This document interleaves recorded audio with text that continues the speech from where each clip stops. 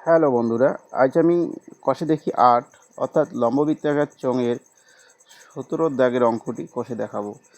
তাহলে এটা কি বলছে দেখুন, বলছে ১৭.৫ সেমি ব্যাসের ৪টি লম্ববৃত্তাকার ঢালাই পিলারের চারিপাশে ৩.৫ সেমি পুরু বালি সিমেন্টের প্লাস্টার করতে হবে।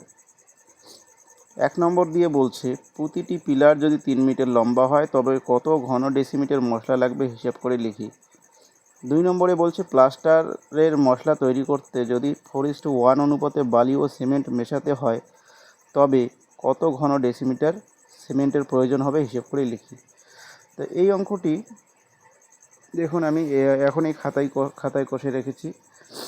তো প্রথমে আমি একটি পিলারের ব্যাসটা লিখলাম। ব্যাসটা বলা ছিল কত, 17.5 সেন্টিমিটার। তাহলে ব্যাসার্ধটা কত হবে?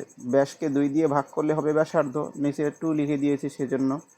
এটা যদি এটা পিলারের পিকচার হয় তাহলে এই বাইরের দিকটা হচ্ছে এটা প্লাস্টার করে এইটা মোটা হবে, এটা পুরু হবে। হ্যাঁ, তো ব্যাসার্ধটা হচ্ছে 17.5/2 সেন্টিমিটার। তাহলে সেন্টিমিটারটাকে আমি ডেসিমিটার করে নিচ্ছি। কী করে নিচ্ছি? ডেসিমিটার। তাহলে ডেসিমিটার করলে 10 দিয়ে ভাগ করতে হবে। আর এই দশমিকের জন্য একটা ডিজিটের জন্য একটা শূন্য নিলাম, মানে 10 তো হলোই। এই 10টা কী জন্য? দশমিকের জন্য।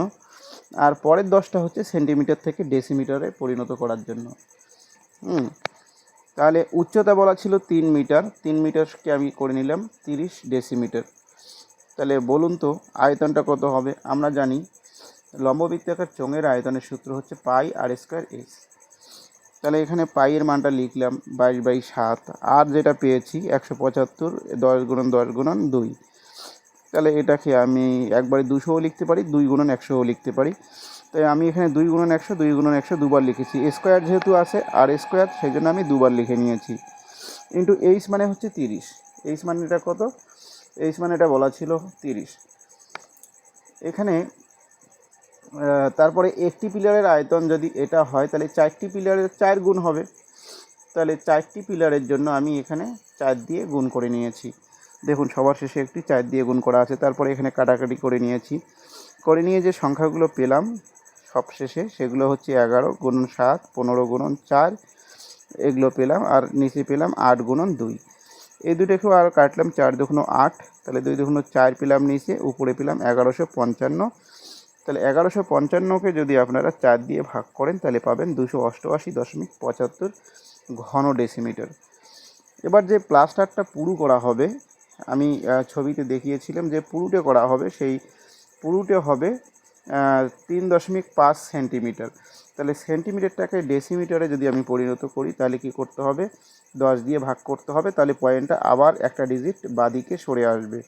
তার মানে 0.35 ডেসিমিটার। ডেসিমিটারকে যদি আপনারা এই ডেসিমিটার থেকে যদি আমি দশমিকটা তুলে দেই তাহলে কি করতে হবে? 35/100 লিখতে হবে, পরে যেটা আমি করে নিয়েছি এখানে। ঠিক আছে, তাহলে পিলারের ব্যাসার্ধটা কত হবে? আগে ব্যাসার্ধটা ছিল 175/200। দেখুন আগের ব্যাসার্ধটা এখানে কত ছিল? এই যে ব্যাসার্ধটা 175, 10 × 10 100 × 2 মানে 200। তার মানে 200, 175/200 এটা ছিল কি এর ব্যাসার্ধ ছিল। তার সঙ্গে 35/100 ডেসিমিটার যোগ করলাম, তাহলে মোট ব্যাসার্ধটা পেলাম, মানে প্লাস্টার সহ যে ব্যাসার্ধটা হবে সেটা কত পেলাম? 245/200 ডেসিমিটার।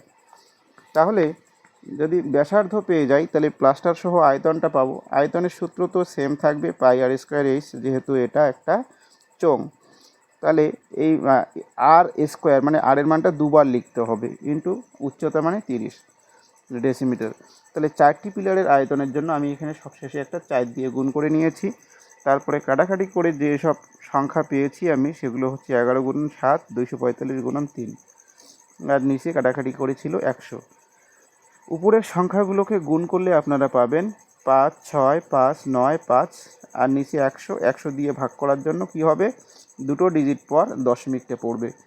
তাহলে মশলা কত লাগবে দেখুন, এটা হচ্ছে মশলা সমেত পিলারের আয়তন।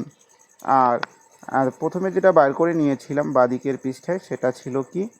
এটা ছিল শুধু পিলারের আয়তনটা ছিল 288.75 ঘন ডেসিমিটার।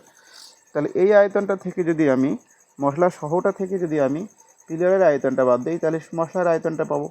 তাহলে মশলা লাগবে 565.95, এটা থেকে বিয়োগ করব 288.75 ঘন ডেসিমিটার। বিয়োগ করলে যেটা পাচ্ছি সেটা হচ্ছে 277.20 ঘন ডেসিমিটার। এবার বলছে বালি আর সিমেন্টকে যদি আমরা মশলার মধ্যে 4:1 অনুপাতে মেশাই তাহলে টোটালে কতগুলো সিমেন্ট লাগবে। তাহলে সিমেন্টের আনুপাতিক ভাগারটা হবে 1/5।